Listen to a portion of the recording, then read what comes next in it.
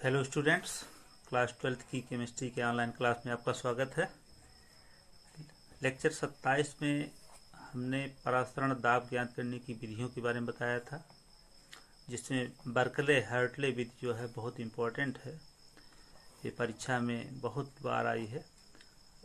तो कुछ बच्चों ने कमेंट किया था कि जो है इस विधि को एक बार थोड़ा और बढ़िया समझा दें, क्योंकि तो हम लोग फिर से इस विधि को एक बार और समझते हैं। तो परासरण दाब ज्ञात करने की 3 विधियां बताई गई हैं, जिसमें से पहली विधि का नाम है फेफर विधि, दूसरी विधि का नाम है मोर्स और फ्रेजर विधि, और तीसरी विधि का नाम है बर्कले तथा हर्टले विधि। तो इसमें मोर्स और फेफर विधि तथा मोर्स और फ्रेजर विधि जो है, ये इन दोनों विधियों से परासरण दाब का मान जो है वो त्रुटिपूर्ण प्राप्त होता है, मतलब सही परासरण दाब नहीं ज्ञात हो पाता है। जबकि जो तीसरी विधि जो बताई गई है बर्कले और हार्टले विधि, इस विधि द्वारा विलयन का परासरण दाब सही ज्ञात होता है। तो इसीलिए इसी विधि का प्रयोग आजकल किया जा रहा है वर्तमान समय में। तो और यही विधि जो है परीक्षा में बहुत पूछी जाती है, तो इसी विधि को हम लोग समझते हैं। तो बर्कले हर्टले विधि से किसी विलयन का परासरण दाब कैसे ज्ञात किया जाता है उसको समझते हैं। तो बर्कले हर्टले विधि कम समय में परासरण दाब ज्ञात करने की सबसे सरल और सर्वोत्तम विधि बताई गई है।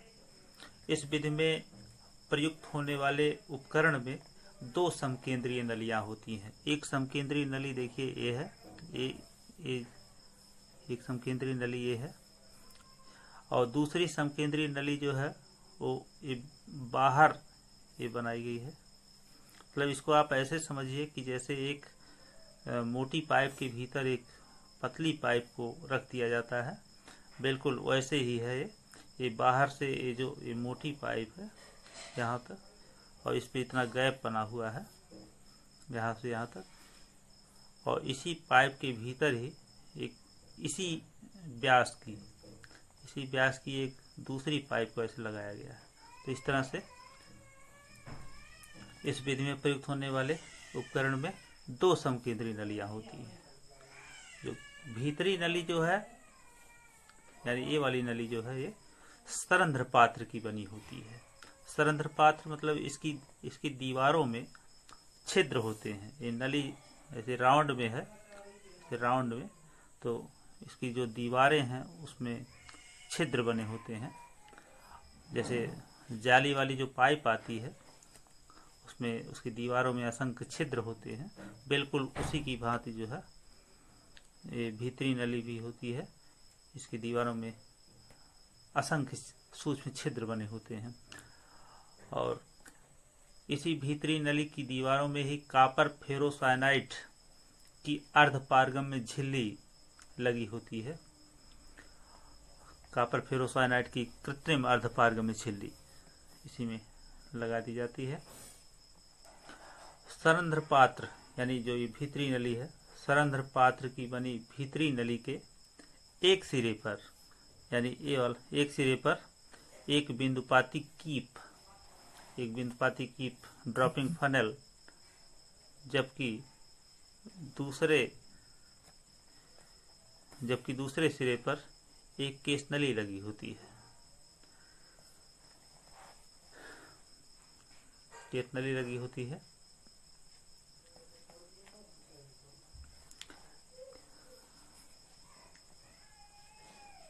बिंदुपाती कीप की सहायता से भीतरी नली के भीतर शुद्ध विलायक को भरा जाता है, और भरने के बाद केस नली में विलायक के तल को नोट कर लिया जाए।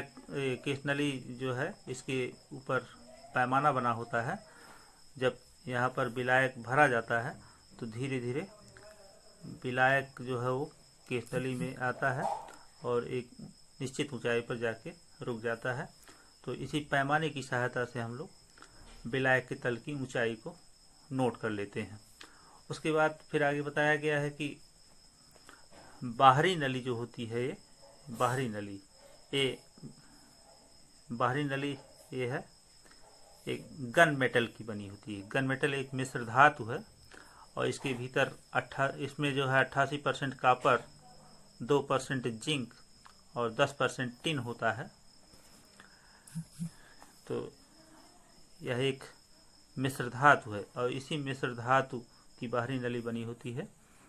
बाहरी नली ऐसे राउंड में होती है, जबकि इस फिगर में राउंड में नहीं दिख रहा है, लेकिन आपको समझना है कि ये राउंड में है, ये ऐसे पूरा। और उसको अगर बना दिया जाए तो ये भीतरी नली छुप जाएगी, इसलिए छिप जाएगी, इसलिए आपको समझना है कि ये राउंड में है ये। तो बाहरी नली में जिस विलयन का, बाहरी नली के में जो है एक गतिशील पिस्टन तथा एक दाब मापी लगा दिया जाता है। और जिस विलयन का परासरण दाब ज्ञात करना होता है उसे एक गतिशील पिस्टन यहाँ से बाहर निकाल लिया जाता है और बाहर निकालने के बाद इसी रास्ते से यहाँ जिस विलयन का परासरण दाब ज्ञात करना होता है उसको भर देते हैं। विलयन जब भरा जाता है तो चारों ओर, ये भीतरी नली के चारों ओर ऐसे पूरा विलयन भर जाता है। और विलयन जब भर जाता है तो गतिशील पिस्टन को लगाकर दाब मापी लगा दिया जाता है और फिर इस उपकरण को कुछ समय के लिए छोड़ देते हैं। उपकरण को छोड़ने पर धीरे धीरे परासरण की क्रिया प्रारंभ हो जाती है। परासरण की क्रिया में आपको पता ही है कि विलाय के कण जो होते हैं वो अर्धपारगम्य झिल्ली से होकर कम सांद्रता वाले विलयन से अधिक सांद्रता वाले विलयन की ओर धीरे धीरे गति करते हैं, स्वतः गति करते हैं। तो यहाँ पर परासरण की क्रिया प्रारंभ हो जाती है। परासरण की क्रिया प्रारंभ हो जाने पर भीतरी नली से विलाय के कण जो होते हैं वो धीरे धीरे बाहरी नली में आना शुरू कर देते हैं, जिसके कारण भीतरी नली में विलाय का आयतन जो है वो घटने लगता है। और जब विलाय का आयतन घटने लगता है तो यहाँ पर केश नली में जो विलाय का तल है वो धीरे धीरे नीचे गिर जाता है। और विलाय के कणों के लगातार बाहरी नली में प्रवेश करने के कारण बाहरी नली में विलयन का आयतन बढ़ने लगता है। और जब विलयन का आयतन बाहरी नली में बढ़ता है तो विलयन जो है वो गतिशील पिस्टन के ऊपर एक प्रेशर डालता है, जिसके कारण धीरे धीरे पिस्टन जो है वो मूव करते हुए ऊपर आ जाता है। और एक निश्चित ऊंचाई पर पहुंचने के बाद अब इस गतिशील पिस्टन के ऊपर इतना प्रेशर डाला जाता है, इतना बाहर से एक प्रेशर डाला जाता है, तो इस प्रेशर के प्रभाव में आने पर जितना विलाय का कण बाहरी नली में प्रवेश किया था वो सब के सब जो है वापस भीतरी नली में लौट आता है।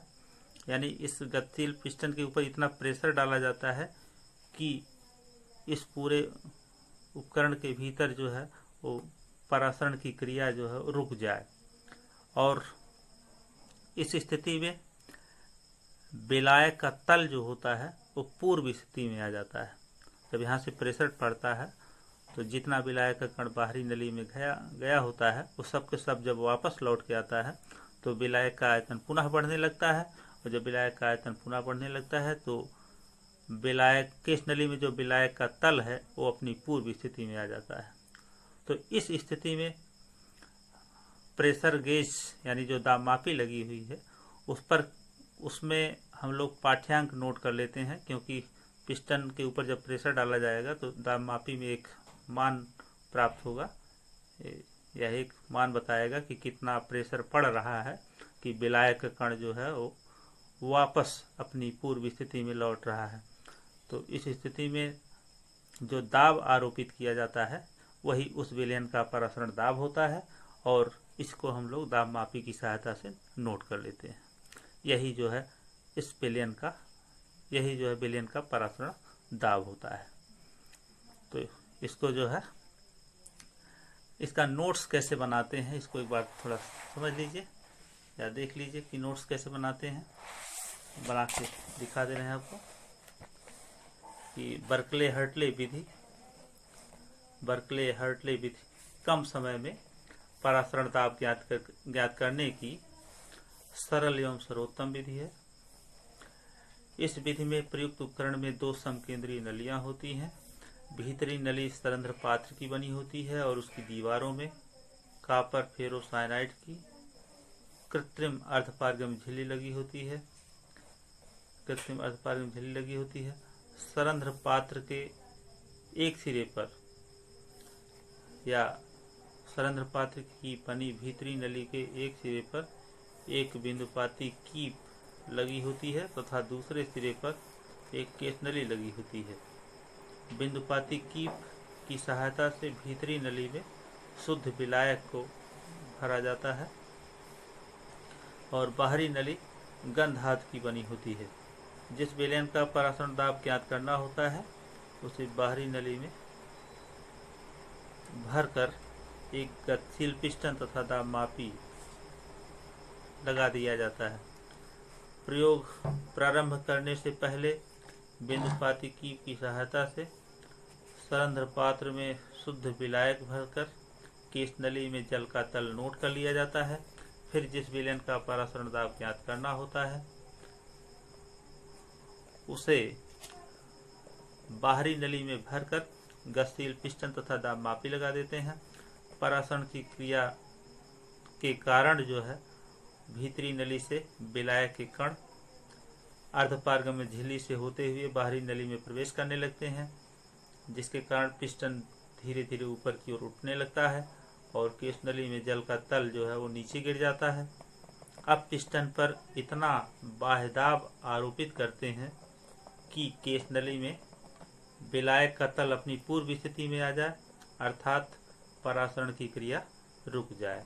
इस स्थिति में पिस्टन पर लगाया गया दाब विलयन का परासरण दाब होता है। इसे दाब मापी की सहायता से नोट कर लिया जाता है।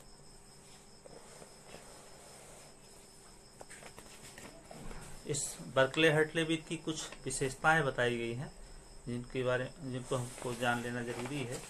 बर्कले हर्टले विधि की क्या क्या विशेषताएं होती हैं। बर्कले हर्टले विधि की प्रमुख विशेषताएं निम्नलिखित हैं। इसमें पहली विशेषता जो बताई गई है कि इस विधि द्वारा परासरण दाब ज्ञात करने में बहुत कम समय लगता है। और दूसरी विशेषता है कि इस उपकरण के अंदर जो अर्धपारगम्य झिल्ली लगाई गई है उस पर अधिक दाब नहीं पड़ता है, जिससे झिल्ली के टूटने की संभावना कम होती है। तीसरा जो बताया गया है, प्रयोग करते समय विलयन की सांद्रता परिवर्तित नहीं होती, जिससे परिणाम शुद्ध प्राप्त होता है। और चौथी विशेषता बताई गई है, इस विधि में अर्धपारगम्य झिल्ली पर सीधा दाब नहीं पड़ता है, अतः इस विधि से उच्च परासरण दाब लगभग 150 मिलीमीटर तक भी ज्ञात किया जा सकता है। तो इस लेक्चर में बस इतना ही। धन्यवाद।